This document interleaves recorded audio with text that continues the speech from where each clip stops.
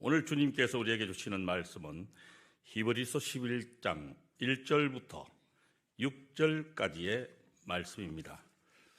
독일의 퀼론에는 불빛이라고는 전혀 들어오지 않는 아주 컴컴하고 어두운 깊은 방공호 하나가 있습니다. 그런데 이 방공호는 독일의 히틀러가 유대인들을 학살하기 위해서 그 방공호 속에 수백 명, 수천 명의 유대인들을 잡아 가두어 놓고 차례로 죽였던 죽음으로 가기 위한 정류장과도 같은 곳이었습니다. 세계사에서는 이 사건을 일컬어서 인류 최대 비극인 홀로코스트 사건이라고 표현합니다. 히틀러에 의해서 저질러진 무려 600만 유대인 학살 사건인 이 홀로코스트 사건은 현대 문명의 한복판에서 일어난 유대인들만의 비극적인 역사로 제한하기에는 인류 역사에 남긴 흔적과 여운이 너무나도 강력한 사건이었습니다. 그런데 이 방공호 안에는 다음과 같은 거리 돌 조각에 아로 새겨져 있습니다. 태양이 구름에 가려 빛나지 않을지라도 나는 태양이 있음을 믿노라. 주위에서 사랑을 전혀 느낄 수 없을 때도 나는 사랑이 존재함을 믿노라. 하나님이 비록 침묵 속에 계신다 할지라도 나는 하나님이 살아 계심을 믿노라. 돌판에 새겨진 이 글을 보고 그곳을 방문한 많은 사람들은 큰 감동을 받는다고 합니다. 그렇다면 도대체 이 글귀는 과연 누가 새긴 것일까요? 인간의 폭력성과 잔인성, 배타성, 강기가 어디까지 갈 수 있는지를 극단적으로 보여주었다는 점에서 20세기 인류 최대 치욕적인 사건으로 꼽히는 이 사건이 진행되고 있을 그 당시에 믿음이 강한 한 기독교인에 의해서 돌판에 새긴 이 노래, 그러니까 히틀러가 유대인들을 차례로 학살할 때 누군가가 죽음의 순간을 기다리면서 초조하고 불안하고 두려움에 떨면서도 빛이라고는 전혀 들어오지 않는 그 방공호 속 돌판에다가 돌 조각으로 이 글을 새겨 놓은 것이라고 합니다. 이 글이 아주 오랫동안 많은 사람들에게 깊은 감동을 주고 있는 것은 캄캄하고 어두운 이 방공호 속에서 죽음을 기다리며 갇혀있는 그 시간에 이런 글을 새길 수 있는 한 신앙인의 참모습을 우리는 볼 수 있기 때문입니다. 사랑하는 성도 여러분, 그렇다면 여러분께서는 도대체 무엇을 믿고 이 세상을 살고 계십니까? 돈을 믿고 사십니까? 아니면 금덩어리를 믿고 사십니까? 물론 주식을 믿고 부동산을 믿고 사시는 분들도 아주 간혹 계실 테지요. 이렇듯 여러 가지로 무엇이라도 하나 믿어볼 게 없나 하고 애를 써보지만은 세상에서 믿을 만한 것은 아무것도 없습니다. 돈 없이는 물론 살 수 없는 것이 사실이긴 하지만은 사실 돈은 믿을 만한 것이 못 됩니다. 우리가 살면서 돈 때문에 많은 낭패를 당합니다. 심지어는 그 인격과 신앙마저 낭패에 빠지기도 하지요. 사랑이 깨지는 것도, 명예가 떨어지는 것도, 한평생 지내온 그 모든 수고가 하루아침에 초토화되는 것도 모두가 다 이 돈 때문입니다.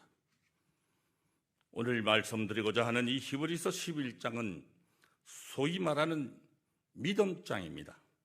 저는 감히 오늘 설교를 통해서 여러분이 더 이상 믿음이라는 개념에 흔들리지 않도록 말씀드리고 싶은 욕심입니다. 적어도 우리가 믿음에 대해서 정확히 이해해야만이 믿음의 삶을 살든지 말든지 결정할 수가 있기 때문입니다. 그러므로 분명히 이 설교에서 전하는 내용을 여러분께서 잘 이해하신다면 여러분은 믿음이 무엇인지를 선명하게 깨닫고 결정할 수 있을 것이라고 분명 확신합니다. 여러분, 우리는 교회를 믿음의 공동체라고 표현들 합니다. 또한 우리를 신자들 혹은 성도라고 부르기도 하지요. 신자는 믿는 사람, 불신자는 믿지 않는 사람이기 때문입니다. 대부분 교회를 다니는 사람들에게 그럼 도대체 믿음이 뭐예요? 라고 묻는다면 대부분의 사람들은 이렇게 대답합니다. 믿음은 바라는 것들의 실상이요 보이지 않는 것들의 정근이.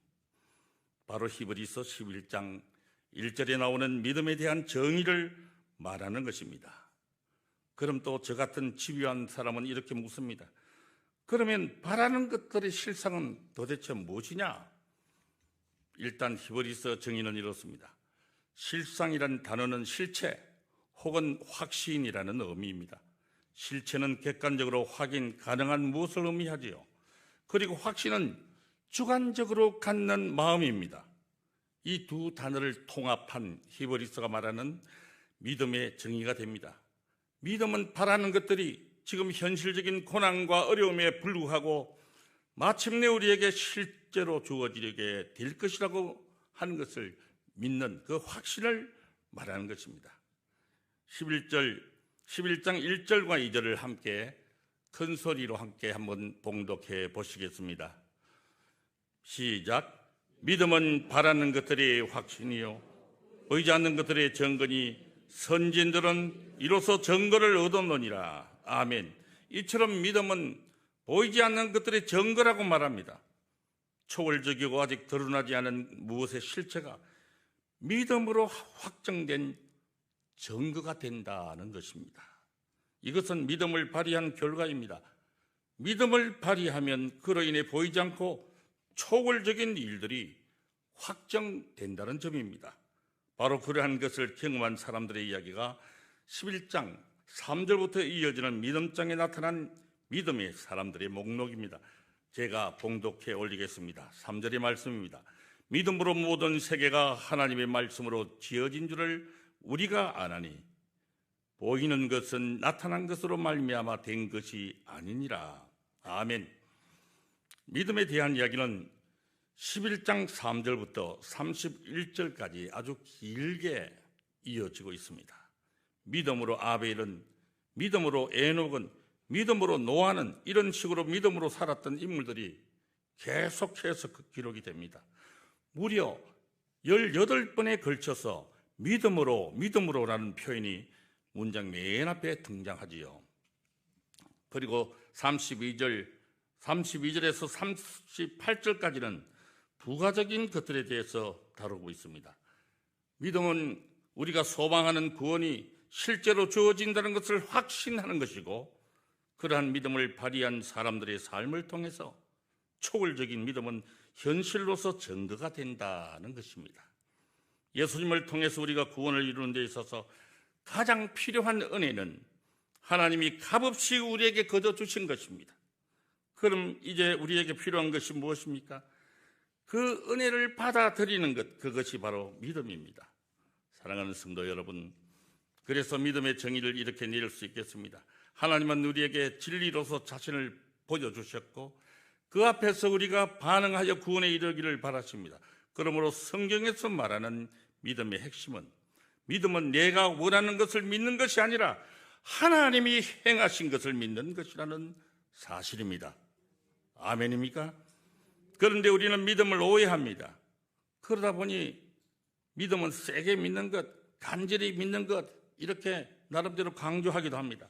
그러나 믿음은 내가 얼마나 세게 믿는지가 중요한 것이 아닙니다. 진리를 믿는 일에 세게 믿는 것이 뭐가 그렇게 중요하시겠습니까? 진리는 그냥 진리로서 받아들이면 되는 것입니다. 성경이 가르치는 믿음은 하나님께서 하신 일에 대한 전인격적인 수긍입니다. 우리는 이 믿음을 통해서 하나님께서 우리에게 주시는 은혜에 반응하여 하나님 나라의 삶을 살아가는 것입니다. 할렐루야. 그러므로 내가 열심히 빌 테니 아무나 와서 내 기도를 들어달라는 것은 샤머니즘입니다. 그냥 맹목적으로 내가 잘 되기를 바라는 것은 신앙이 아닙니다. 신앙이란 진리를 명확히 깨닫고 내게 최선의 길을 신중하게 선택하는 것입니다. 히브리서 11장 25절에서 26절의 말씀입니다. 다 함께 큰 소리로 다시 한 번 더 봉독하시겠습니다. 25절 도리어 하나님의 백성과 함께 고난받기를 잠시 제약의 낙을 누리는 것보다 더 좋아하고 그리스도를 위하여 받는 수모를 애굽의 모든 보화보다 더 큰 재물로 여겼으니 이는 상 주심을 바라봄이라. 아멘. 성도 여러분, 모세는 당시 최강 대국인 이집트의 왕자로서의 지위를 누리면서 떵떵거리며 살 수 있었습니다. 그는 이집트의 왕자로서 살아갈 것인지 아니면 하나님의 백성으로 살 것인지를 선택해야 했습니다. 때때로 우리도 세상을 살면서 하나님 나라 백성답게 살기 위해서 선택을 해야 하고 또 그로 인해서 내가 누리던 것을 포기해야 하는 경우도 때로는 있습니다. 모세의 믿음은 하나님 나라를 소망하는 것이었습니다. 그는 세상에서 그가 누리는 지위가 믿음의 눈으로 볼 때는 제약의 즐거움이라는 것을 깨달았습니다. 세상에서 우리가 누리는 모든 것이 제약된 것이라고 말할 수는 없습니다. 그러나 우리는 모든 것을 내가 너무나도 당연하게 누려도 되는 것으로 여겨서는 안 된다는 것이죠. 특별히 그것이 나의 자랑이 되고 그것이 나를 얽매여 하나님께 나아가는 것을 방해한다면 우리는 단호히 이것을 거부할 수 있어야 합니다. 모세의 믿음의 행위는 그의 삶의 고난을 가져다 주었습니다. 그럼에도 불구하고 그가 고난의 길을 걸어갔던 이유는 그 길의 의미를 알고 그 길이 하나님께 나아가는 길임을 똑바로 알았기 때문입니다. 사랑하는 땅끝 성도 여러분, 근대에서 현대로 넘어가는 세계사에서 미국과 유럽에서 혜성처럼 등장한 두 인물이 있습니다. 그 주인공 중에서 한 사람은 미국의 프랭클린 루즈벨트 대통령이고 그리고 나머지 한 사람은 바로 독일의 아돌프 히틀러입니다. 미국의 32대 대통령으로 취임한 루즈벨트 대통령과 독일 제3제국의 총통으로 등장한 히틀러는 1933년도에 우연히 같은 해 정치 무대에 등장을 하게 됩니다.